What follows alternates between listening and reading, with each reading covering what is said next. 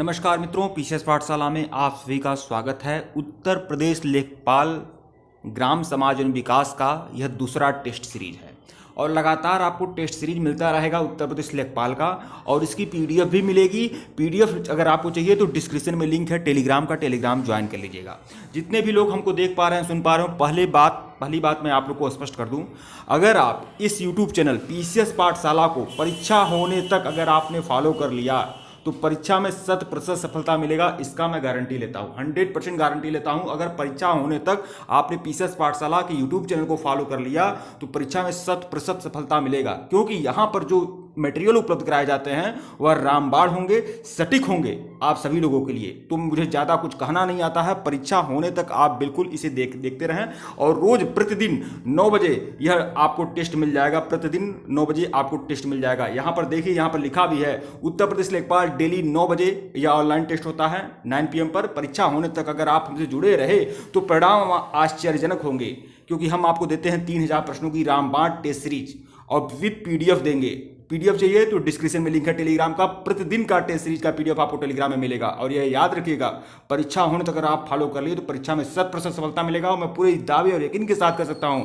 इस पूरे YouTube channel पर जो प्रोडक्ट आपको पीसीएस पाठशाला पर मिलेगा दूसरा कहीं नहीं मिलेगा। अब ज़्यादा बात करना नहीं आता है। वीडियो को लाइक और शेयर जरूर करिएगा, बिल्कुल शेयर करिएगा। अगर आप चाहते हैं कि इस तरह के पीडीएफ, इस तरह के मटेरियल आपको लगातार मिलते रहें, इस तरह के वीडियो लगातार मिलते रहें, तो लगातार आप वीडियो को शेयर करिएगा। और यह दूसरी टेस्ट सीरीज है और इसमें 15 क्वेश्चन है।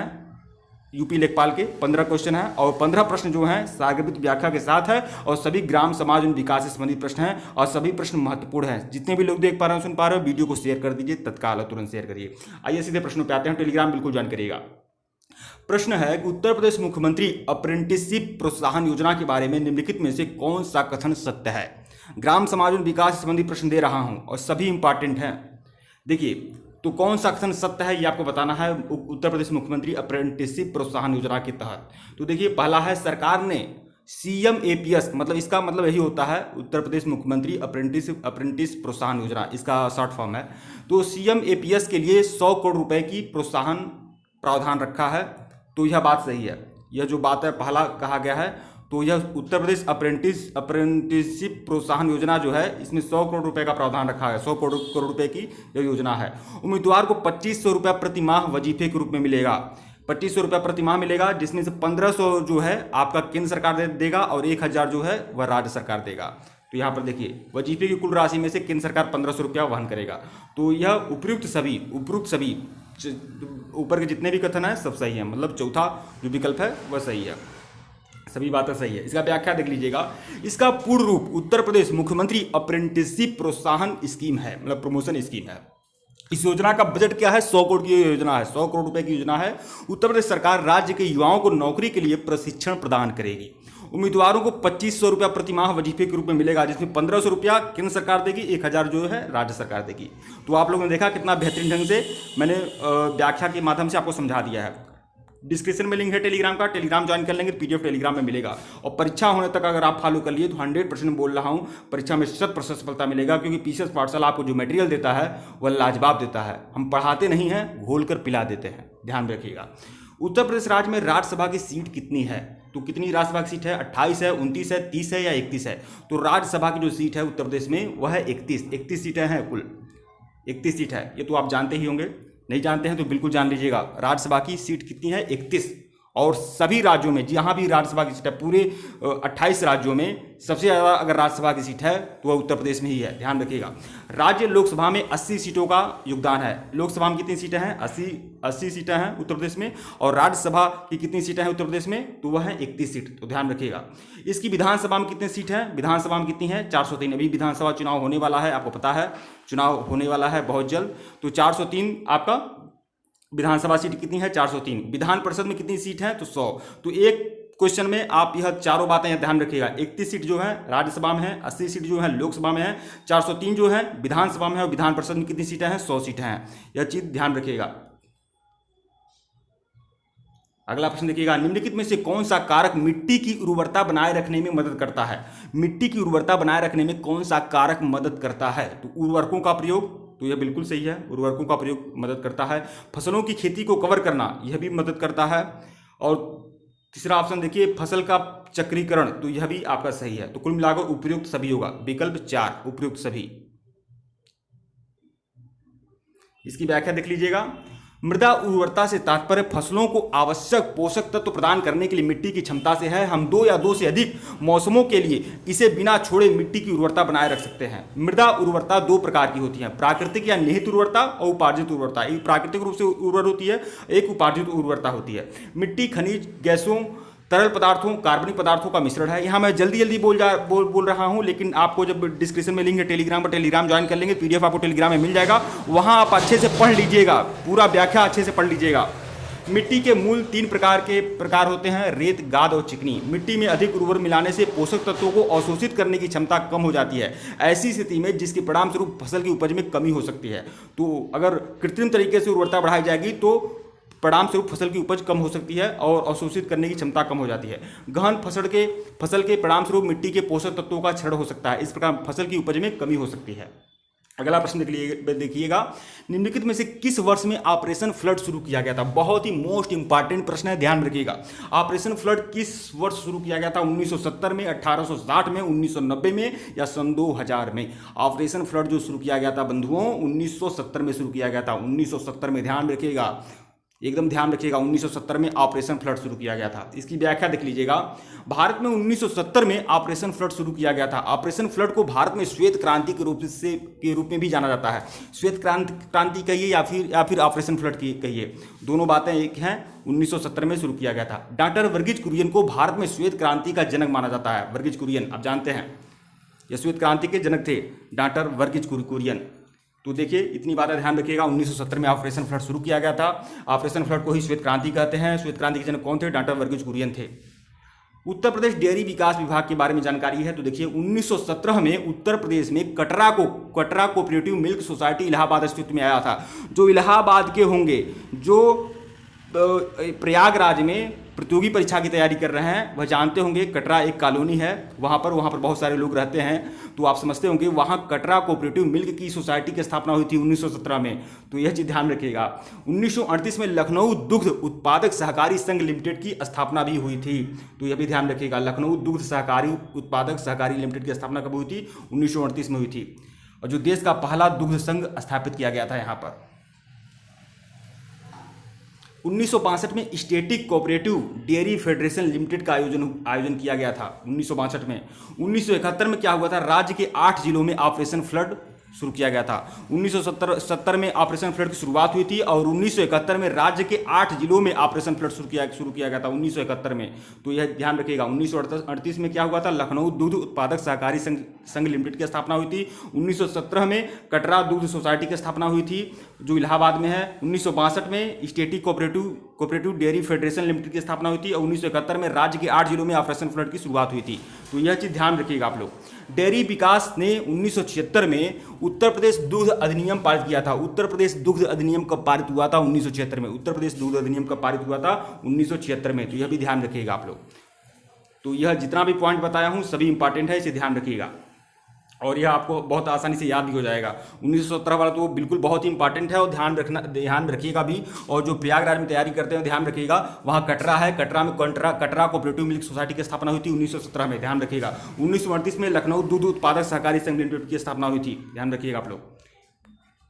अगला प्रश्न देखिए, किस राज्य में भैंसों की संख्या सबसे ज़्यादा है? भैंस की संख्या किस राज्य में सबसे ज़्यादा है? उत्तर प्रदेश में, मध्य प्रदेश में, गुजरात में या केरल में? तो भैंस की संख्या किस राज्य में सबसे ज़्यादा है? तो वो है यूपी में, उत्तर प्रदेश में है।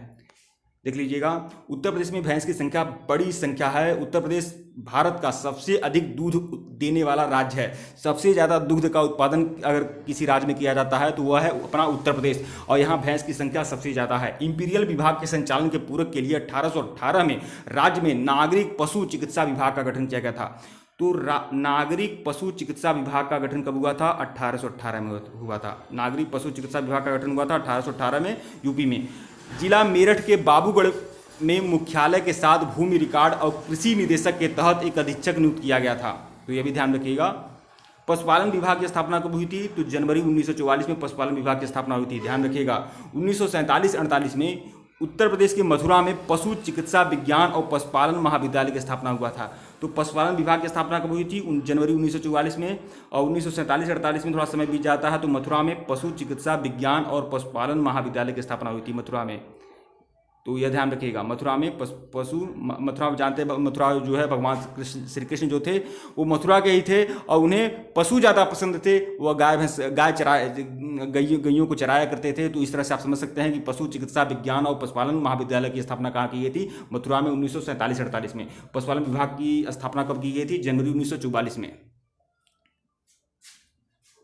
अगला प्रश्न देखिएगा, गायों की रक्षा और उनके वध को रोकने के लिए जून 2020 में उत्तर प्रदेश सरकार ने एक मसौदा अध्यादेश की मंजूरी दी थी, जिसमें अधिकतम कितने वर्ष का कठोर कारावास और कितने रुपए का जुर्माना लगाया गया है? यह बहुत ही मोस्ट इंपॉर्टेंट प्रश्न है, ध्यान रखिएगा आप लोग। जून 2020 में यह अधिनियम आता है, जून 2020 में यह अधिनियम आता है, जून 2020 में गायों के वध को रोकने के लिए जून 2020 में अधिनियम आता है। इसमें कितने रुपए, कितना कठोर कारावास है? तो इसमें 10 वर्ष का कठोर कारावास की सजा दी गई है। अगर कोई गाय का वध करेगा या उसमें वध में सम्मिलित रहेगा तो उसे 10 वर्ष का कठोर कारावास झेलना पड़ेगा और 5 लाख का जुर्माना लगेगा, उस पर 5 लाख का जुर्माना लगेगा। तो यह चीज़ ध्यान रखिएगा।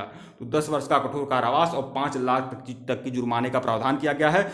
जून 2020 में यह अधिनियम पारित हुआ था। तो विकल्प 2 जो है ये आपका सही है, ध्यान रखिएगा। इसकी व्याख्या देख लीजिएगा, व्याख्या में बहुत कुछ बातें हैं।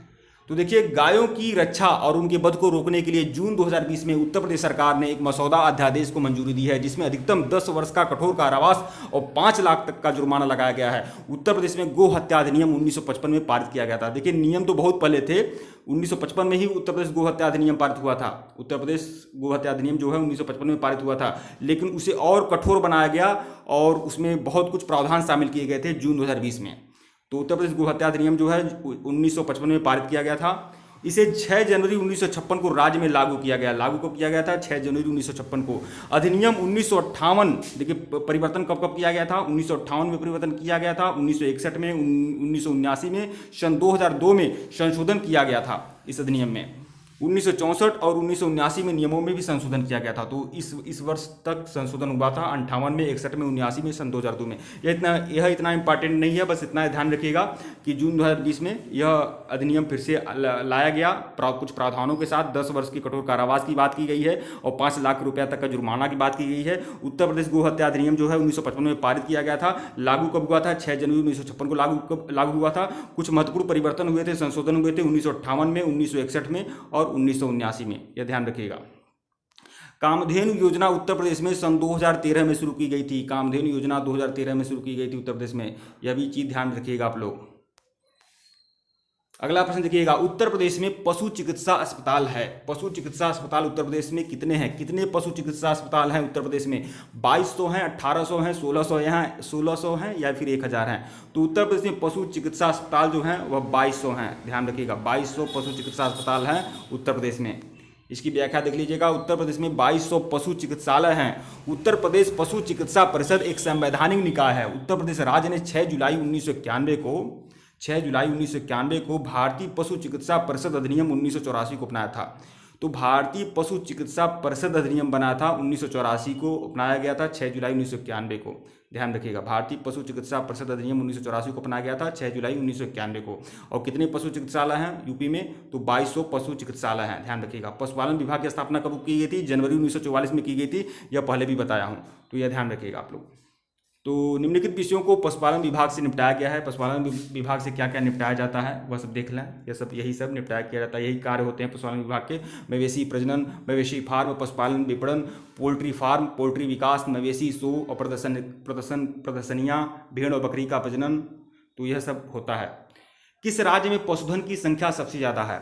अभी एक प्रश्न था कि किस राज्य में भैंस की संख्या सबसे ज़्यादा है, तो वह है अपना उत्तर प्रदेश। किस राज्य में दूध का सबसे ज़्यादा उत्पादन होता है, तो वह है अपना उत्तर प्रदेश। अब किस राज्य में पशुधन की संख्या सबसे ज़्यादा है, मतलब कुल पशु को देखा जाए, गाय, भैंस, भेड़, बकरी, अगर कुल पशुओं की संख्या के हिसाब से देखा जाए तो किस राज्य में पशुधन की संख्या सबसे अधिक है, तो वह भी अपना अपना उत्तर प्रदेश है। उत्तर प्रदेश में सबसे ज़्यादा पशुधन की आबादी है, मतलब गाय बैल भैंस भैंस भेड़ बकरी सबका अगर देखा जाए तो उत्तर प्रदेश में इसकी संख्या सबसे ज़्यादा है।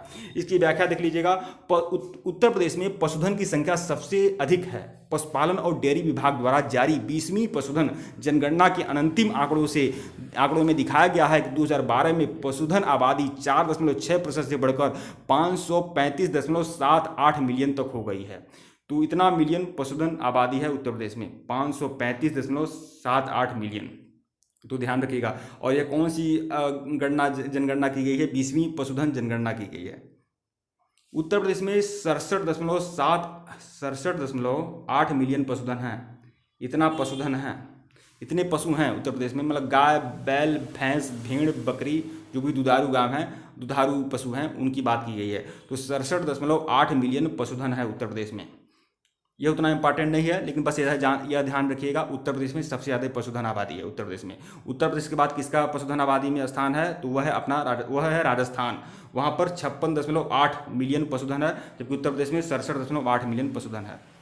और राजस्थान के बाद स्थान आता है मध्य प्रदेश का, और मध्य प्रदेश के बाद स्थान आता है पश्चिम बंगाल का। तो यह चीज़ ध्यान रखिएगा, उत्तर प्रदेश राजस्थान मध्य प्रदेश, बस इतना ध्यान रखिएगा। अगला प्रश्न देखिएगा, निम्नलिखित में से कौन एक सहकारी कृषक समाज का महत्वपूर्ण संस्करण है? सहकारी कृषक समाज का महत्वपूर्ण संस्करण क्या है? तो यह 4 ऑप्शन हैं: कोऑपरेटिव ज्वाइंट फार्मिंग सोसाइटी, सहकारी बेहतर कृषि सोसाइटी, सहकारी किराएदार खेती सोसाइटी, सहकारी सामूहिक खेती सोसाइटी। तो यह जो चारों हैं, एक सहकारी कृषक समाज का महत्वपूर्ण संस्करण है। 4 के चारों, मतलब उपयुक्त सभी, विकल्प 4। इनके व्याख्या में बता दे रहा हूं कि सहकारी कृषि सोसाइटी किसे कहते हैं। तो सहकारी कृषक समाज में गांव के विभिन्न किसान अपनी जमीन को समेटते हैं और जमीन के जमा हुए टुकड़े को एक बड़ा खेत मानते हैं। इसे सहकारी कृषि सोसाइटी कहा जाता है। सहकारी कृषि सोसाइटी के प्रकार बताइए। देखिए, तो सहकारी संयुक्त खेती सोसाइटी, एक संयुक्त सहकारी कृषक समाज। इसे आप अच्छे से देख लीजिएगा, पीडीएफ डिस्क्रिप्शन में लिंक दिया है टेलीग्राम का, टेलीग्राम ज्वाइन कर लेंगे तो ये पीडीएफ टेलीग्राम में मिल जाएगा। वहाँ आप अच्छे से पढ़ लीजिएगा, देख लीजिए, यही सब लिखा है। इसका डिफिनेशन दिया गया है, तो आप इसे अच्छे से देख लें। अगला प्रश्न देखिए, सर्वप्रथम रैयतवाड़ी व्यवस्था को कहाँ पेश किया गया है? मद्रास में, बंगाल में, आंध्र प्रदेश में, या इनमें से कोई नहीं? तो रैयतवाड़ी व्यवस्था को कहाँ सबसे पहले पेश किया गया था? तो रैयतवाड़ी व्यवस्था को पेश किया गया था मद्रास में, बम्बई में, असम में, और असम के कुर्ग आदि में यह लागू किया गया था रैयतवाड़ी व्यवस्था, जहाँ पर जो जमीन का मालिकाना हक होता था वह किसानों का होता था। तो मद्रास, मुंबई, असम आदि में रैयतवाड़ी व्यवस्था को लागू किया गया था। इसकी व्याख्या देख लीजिएगा। मद्रास में सबसे पहले रैयतवाड़ी व्यवस्था की शुरुआत की गई थी। 1820 में रैयतवाड़ी व्यवस्था की शुरुआत की जाती है। महालवाड़ी व्यवस्था एक होता है, उसकी शुरुआत तो 1822 में की गई है, 1822 में, लेकिन रैयतवाड़ी व्यवस्था की शुरुआत हुई थी 1820 में। ध्यान रखिएगा, 1820 में मद्रास प्रेसिडेंसी में थॉमस मुनरो और कैप्टन रीड द्वारा रैयतवाड़ी व्यवस्था को शुरू किया गया है। रैयतवाड़ी व्यवस्था का अभ्यास मद्रास और बम्बई क्षेत्र के साथ साथ असम और कुर्ग प्रांतों में भी किया गया है। तो ध्यान रखिएगा, रैयतवाड़ी व्यवस्था में किसान या किसानों को भूमि का मालिकाना हक मालिकाना हक दिया गया था। रैयतवाड़ी व्यवस्था में जमींदार प्रणाली में कोई बिचौलिया नहीं थे, सिर्फ और सिर्फ जो किसान थे वही जमीन के असली मालिक थे। और इसका कहाँ शुरू किया गया था? 1820 में शुरू किया गया था थॉमस मुनरो और कैप्टन रीड के द्वारा। मद्रास में, बम्बई में, असम और कुर्ग प्रांतों में शुरू किया गया था। अस्थायी प्रणाली के विपरीत करों की दरें अधिक थे। यहाँ पर कर अधिक लिया जाता था, लेकिन जमीन के जो मालिकाना हक था वह किसानों के पास था। अगला प्रश्न देखिएगा, जमींदारी प्रणाली शुरू किया गया था किसके द्वारा? तो Lord Curzon, Lord Dalhousie, Lord Cornwallis, या इनमें से कोई नहीं? तो जमींदारी व्यवस्था के जो संचालक थे, संस्थापक थे, वह लॉर्ड कॉर्नवालिस थे। तो विकल्प 3 जो है वह सही है। अस्थायी बंदोबस्त इसे कहते हैं, या फिर जमींदारी प्रणाली भी कहते हैं इसे। इसकी व्याख्या देख लीजिएगा। जमींदारी प्रणाली लॉर्ड कॉर्नवालिस द्वारा शुरू किया गया था। जमींदारी प्रणाली को 1793 में अस्थायी निपटान अधिनियम के माध्यम से पेश किया गया था। जमींदारी प्रणाली को बंगाल, बिहार, उड़ीसा और वाराणसी के प्रांतों में पेश किया गया था। जमींदारी सिस्टम को अस्थायी निपटान प्रणाली के रूप में भी जाना जाता है। जमींदारी को इसे अस्थायी बंदोबस्त भी कहते हैं, जमींदारी व्यवस्था भी कहते हैं, अलग अलग नाम है इसका, जागीरदारी व्यवस्था भी कहते हैं। जमींदारों को किसानों से कर और किराया वसूलने का अधिकार दिया गया था। मतलब असली जमीन के जो मालिक हो गए थे वो जमींदार हो गए थे। राशि को 11 भागों में बांटा जाता था। 1/11 हिस्सा जो होता था जमींदारों का होता था, और 10/11 हिस्सा जो होता था ईस्ट इंडिया कंपनी का होता था।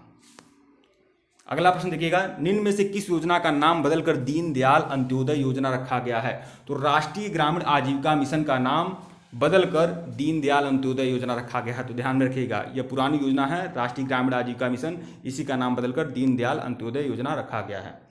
इसकी व्याख्या देख लीजिएगा, राष्ट्रीय ग्रामीण आजीविका मिशन सन 2011 में शुरू किया गया था। अब यह योजना कब शुरू की गई थी? 2011 में शुरू की गई थी। राष्ट्रीय ग्रामीण आजीविका मिशन 2011 में शुरू की गई थी। 2015 में इसका नाम बदलकर दीनदयाल अंत्योदय योजना कर दिया जाता है। दीनदयाल अंत्योदय योजना राष्ट्रीय ग्रामीण आजीविका मिशन मतलब DNRLM शॉर्ट फॉर्म में कर दिया गया 2015 में। राष्ट्रीय ग्रामीण आजीविका मिशन पहले स्वर्ण जयंती ग्राम स्वरोजगार योजना का एक उन्नत संस्करण है। और यह भी जो राष्ट्रीय ग्रामीण आजीविका मिशन है, यह स्वर्ण जयंती ग्राम स्वरोजगार योजना का एक उन्नत संस्करण है जो 1998 के करीब आया था, उसका उन्नत संस्करण है ये।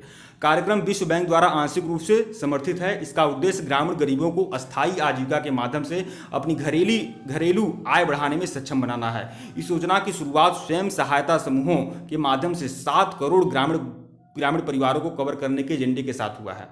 तो यह एक ग्रामीण स्तर पर यह योजना चलती है। NRLM के तहत उप योजनाएं मतलब राष्ट्रीय ग्रामीण आजीविका मिशन के तहत कुछ उप योजनाएं हैं, जैसे आजीविका ग्रामीण एक्सप्रेस योजना, महिला किसान सशक्तिकरण योजना, स्टार्टअप विलेज एंटरप्रेन्योरशिप प्रोग्राम, राष्ट्रीय ग्रामीण आजीविका मिशन। तो यह इसके तहत योजनाएं हैं। जो इसमें मुख्य पॉइंट है, बस आप उसे ध्यान रखेंगे तभी बढ़िया रहेगा। जैसे राष्ट्रीय ग्रामीण आजीविका मिशन कब आया था? 2011 में आया था, यह इसी का रूप है। और इसका नाम कब बदला गया था? 2015 में इसका नाम बदल दिया गया था। तो यह चीज़ ध्यान में रखिएगा कम से कम। अगला प्रश्न देखिएगा, राष्ट्रीय जल मिशन की शुरुआत कब हुई थी? राष्ट्रीय जल मिशन की जो शुरुआत हुई थी 2008 में हुई थी। बहुत ही इंपॉर्टेंट प्रश्न है। 2008 में राष्ट्रीय जल मिशन की शुरुआत कब हुई थी? 2008 में हुई थी, ध्यान रखिएगा। इसकी व्याख्या देख लीजिएगा, राष्ट्रीय जलवायु परिवर्तन पर राष्ट्रीय कार्य योजना के तहत राष्ट्रीय जल मिशन 2008 में शुरू किया गया था। मिशन के तहत जलवायु परिवर्तन के कारण वर्षा और नदी के प्रवाह में परिवर्तनशीलता से निपटने के लिए बेसिन स्तरीय प्रबंधन रणनीतियों को सुनिश्चित करने के लिए राज्य के परामर्श से राष्ट्रीय जल नीति पर दोबारा विचार किया जाएगा। राष्ट्रीय जल मिशन का उद्देश्य पानी का संरक्षण करना है, पानी की बर्बादी को कम करना है, एकीकृत जल संसाधन प्रबंधन के माध्यम से पूरे देश और राज्यों में समान वितरण सुनिश्चित करना है। तो यह कुल मिलाकर इसके महत्वपूर्ण उद्देश्य हैं। यह भी आप लोग अच्छे से ध्यान रखिएगा। डिस्क्रिप्शन में लिंक है टेलीग्राम का, टेलीग्राम ज्वाइन कर लेंगे तो PDF टेलीग्राम में मिल जाएगा। वहाँ पर अच्छे से समझाया गया है, दिखाया गया है। आप वहाँ से भी PDF को आराम से पढ़ सकते हैं हर एक पॉइंट। यह प्रश्न देखिएगा, निम्नलिखित में से कौन सा कूट मिलान गलत है? तो यह बोली है, देखिए अवधी बोली जो कहाँ बोली जाती है? फैजाबाद में बोली जाती है, तो यह करेक्ट है आपका। कन्नौजी बोली कहाँ बोली जाती है? यह आपका इटावा में बोली जाती है, यह भी सही है। बुंदेली कहाँ बोली जाती है? तो चित्रकूट में बोली जाती है। चित्रकूट, बांदा, हमीरपुर यह सभी बुंदेल के ही क्षेत्र हैं, बुंदेलखंड के ही क्षेत्र हैं। बघेली कहाँ बोली जाती है? तो हमीरपुर में, यह आपका गलत है, यह आपका गलत है। हमीरपुर में कौन सी बोली बोली जाती है? बुंदेली ही बोली जाती है। चित्रकूट, बांदा, हमीरपुर, झांसी ये सब बुंदेलखंड में ही आते हैं, तो यहाँ बुंदेली बोली जाती है। जबकि बघेली आपका यही आपका मिलान गलत है।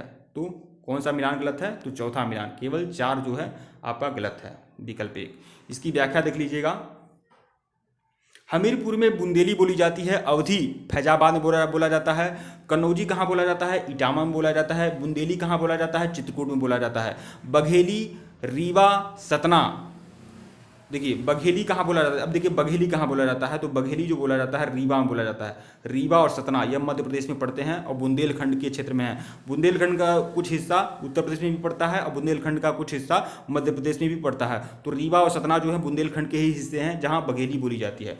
चित्रकूट उत्तर प्रदेश में है और वह चित्रकूट में बोली जाती है। चित्रकूट में आपका बुंदेली ही बोला जाता है। तो यह चीज़ ध्यान रखिएगा आप लोग। अगला प्रश्न देखिएगा, पंचायती राज संरचना में कितने स्तर होते हैं? तो पंचायती राज संरचना में कितने स्तर होते हैं? तो यह आप जानते हैं, बहुत ही सहज है, 3 स्तर होते हैं पंचायती राज संरचना में। तो इसकी व्याख्या देख लेते हैं अच्छे से। देखिए पंचायती राज संरचना में 3 स्तर हैं। ये 3 स्तरीय ग्राम पंचायत, जिला परिषद एवं पंचायत समिति है। ग्राम स्तर पर ग्राम पंचायत, ब्लॉक स्तर पर पंचायत समिति और जिला स्तर पर जिला परिषद होती है। एक ग्राम पंचायत 1 या अधिक गाँव को कवर करती है। पंचायत समितियाँ ज़्यादातर मामलों में अप्रत्यक्ष रूप से निर्वाचित निकाय है। जिला परिषद का अधिकार क्षेत्र एक जिले से अधिक है। जिला स्तर पर जिला कलेक्टर जिला परिषद का प्रमुख होता है। 73वां संविधान संशोधन अधिनियम 1992 के माध्यम से पंचायती राज संस्थाओं का गठन किया गया था। राजस्थान देश में पंचायती राज संस्थाओं की पुष्टि करने और स्थापित करने वाला पहला राज्य है। 1959 में राजस्थान के नागौर जिले में पंचायती राज की शुरुआत हुई थी, तो ध्यान रखिएगा आप लोग। तो यह कुल 15 प्रश्न थे और 15 प्रश्न बहुत ही इंपॉर्टेंट थे ग्राम समाज एवं विकास संबंधित। लिंक डिस्क्रिप्शन में दिया गया है, टेलीग्राम ज्वाइन कर लेंगे तो पीडीएफ टेलीग्राम में मिल जाएगा। और फिर मैं बोल रहा हूँ, परीक्षा होने तक अगर आपने पीसीएस पाठशाला को बिल्कुल फॉलो कर लिया तो उत्तर प्रदेश लेखपाल में अपना परचम फहराएंगे ही फहराएंगे, ध्यान रखिएगा। तो बिल्कुल आप लोग देखिए, प्रतिदिन 9 बजे 9 PM पर यह ऑनलाइन यह टेस्ट आपको मिल जाएगा। ऑनलाइन हो, अगर ऑनलाइन ही मिलता है तो ऑफलाइन ही मिल जाएगा। कुल मिलाकर 9 PM पर यह टेस्ट आपको उपलब्ध रहेगा। परीक्षा होने तक अगर आप हमसे जुड़े रहे तो परिणाम आश्चर्यजनक होगा, यह चीज़ ध्यान रखिएगा आप लोग, क्योंकि हम आपको देंगे 3000 प्रश्नों का रामबाण टेस्ट सीरीज विद PDF। यह अपने आप में बड़ी चीज़ है दोस्तों। धन्यवाद। वीडियो को शेयर जरूर करिएगा, बिल्कुल शेयर करिएगा। अगर आप चाहते हैं इस तरह के वीडियो मिलते रहें तो बिल्कुल इसे शेयर करिएगा। और पीसीएस पाठशाला का फेसबुक पेज है, लिंक डिस्क्रिप्शन में है। फेसबुक पेज पर भी आप हमसे जुड़ जाएं। धन्यवाद।